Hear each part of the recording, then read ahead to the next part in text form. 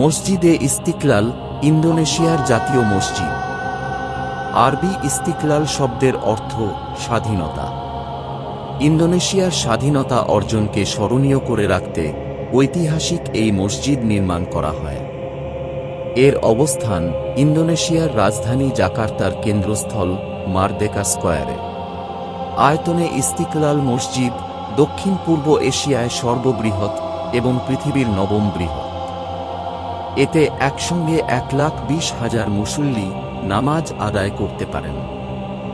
22 acre ভূমির ওপর স্থাপিত ইস্তিকলাল মসজিদে মূল প্রার্থনা কক্ষ ছাড়াও রয়েছে পরিচালনা অফিস, বিশেষ অতিথি কক্ষ, মাদ্রাসা, সেমিনার কক্ষ, পার্কিংয়ের জায়গা, বিশাল বাগান ও ঝরনা। পাশে বয়ে চলা সিলিউম নদী মসজিদের সৌন্দর্য বাড়িয়েছে বহুগুণ। বিশাল আয়তন ও শৈল্পিক সৌন্দর্যের পাশাপাশি এ মসজিদটি ধর্মীয় সম্প্রীতির নিদর্শনও বটে। কেননা অদূরেই জাকার্তা ক্যাথিড্রাল এবং ইমানুয়েল চার্চ অবস্থিত। এছাড়া টানেল অফ ফ্রেন্ডশিপে জাকার্তা ক্যাথিড্রাল ও ইস্তিকলাল মসজিদকে সংযুক্ত করা হয়েছে।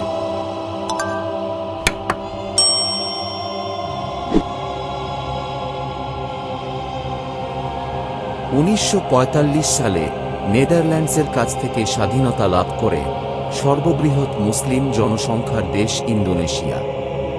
স্বাধীনতার পর একটি জাতীয় মসজিদ নির্মাণের জনপ্রত্যাশা বাড়তে থাকে।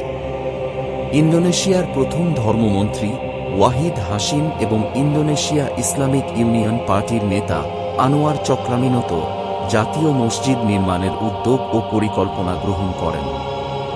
প্রেসিডেন্ট সুকর্ণ তাঁদের উদ্যোগকে স্বাগত জানান, তবে পরামর্শ দেন মসজিদটি যেন জাকার্তার কেন্দ্রস্থল ও জাকার্তা ক্যাথিড্রালের কাছাকাছি নির্মাণ করা হয়। এর মাধ্যমে তিনি সমাজে ধর্মীয় সম্প্রীতির বার্তা পৌঁছে দিতে চেয়েছিলেন। সার্বিক বিবেচনায় মসজিদ নির্মাণের জন্য মারদেকা স্কয়ারকে নির্বাচন করা হয়।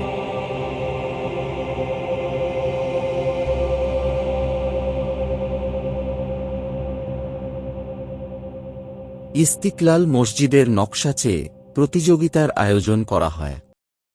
এতে বিজয়ী হন প্রকৌশলী ফ্রেডরিক সিলাবান। তিনি খ্রিস্টধর্মের প্রোটেস্ট্যান্ট ধারায় বিশ্বাসী ছিলেন। তিনি এমনভাবে মসজিদের নকশা করেছিলেন যেন মূল প্রার্থনা কক্ষে পর্যাপ্ত প্রাকৃতিক আলো বাতাসের নিশ্চয়তা মেলে। 24 আগস্ট 1961 সালে প্রেসিডেন্ট সুকর্ণ ইস্তিকলাল মসজিদের ভিত্তিপ্রস্তর স্থাপন করেন।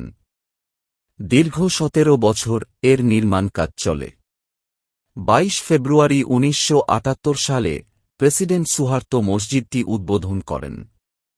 মসজিদ নির্মাণে দামি মার্বেল পাথর ও স্টেইনলেস স্টিলের ব্যবহার চোখে পড়ার মতো।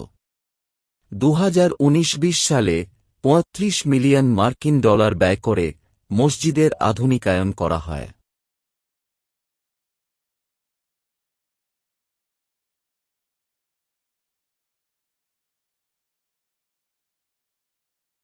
মসজিদের অবকাঠামোর বিভিন্ন অংশ নানা তাৎপর্য বহন করে।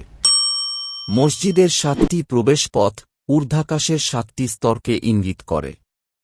আল্লাহর 7টি গুণবাচক নামে তার নাম দেওয়া হয়েছে এবং প্রতিটি দরজায় আল্লাহর 99 নাম অঙ্কিত আছে। যেমন মসজিদের প্রধান প্রবেশপথের নাম ফাত্তাহ এবং বিশেষ অতিথিদের প্রবেশপথের নাম সালাম। মূল প্রার্থনা কক্ষের ওপর স্থাপিত গম্বুজের আয়তন 45 মিটার, যা ইন্দোনেশিয়ার স্বাধীনতা লাভের বছর 1945 সালকে ইঙ্গিত করে। গম্বুজটি 12টি স্তম্ভের ওপর স্থাপিত, যা 12 রবিউল আওয়ালকে মনে করিয়ে দেয়। এই গম্বুজের ওপর স্থাপন করা হয়েছে তারাযুক্ত অর্ধচন্দ্র, যা মুসলিম সম্প্রদায়ের প্রতীক হিসেবে প্রচলিত। দ্বিতীয় ও ছোট গম্বুজের ওপর স্থাপন করা হয়েছে স্টিলের তৈরি আল্লাহ নামের আরবি ক্যালিগ্রাফি। 8 মিটার আয়তনের ছোট গম্বুজটি গ্রেগরিয়ান বর্ষপঞ্জির আগস্ট বোঝায়। এই মাসে ইন্দোনেশিয়া স্বাধীনতা লাভ করেছিল। মসজিদের 5তলা ভবন 5 ওয়াক্ত নামাজ ও ইসলামের 5 স্তম্ভের কথা স্মরণ করিয়ে দেয়। মসজিদের পশ্চিম দেয়ালে সূরা তোহার ১৪ নম্বর আয়াতের ক্যালিগ্রাফি স্থাপন করা হয়েছে।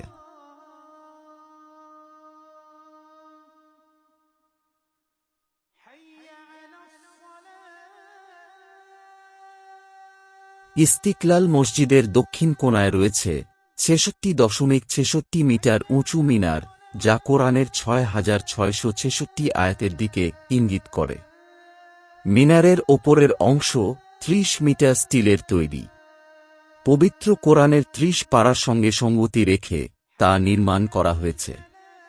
মসজিদের সুউচ্চ একক মিনার যেন মহান আল্লাহর একত্ববাদেরই সাক্ষ্য দেয়।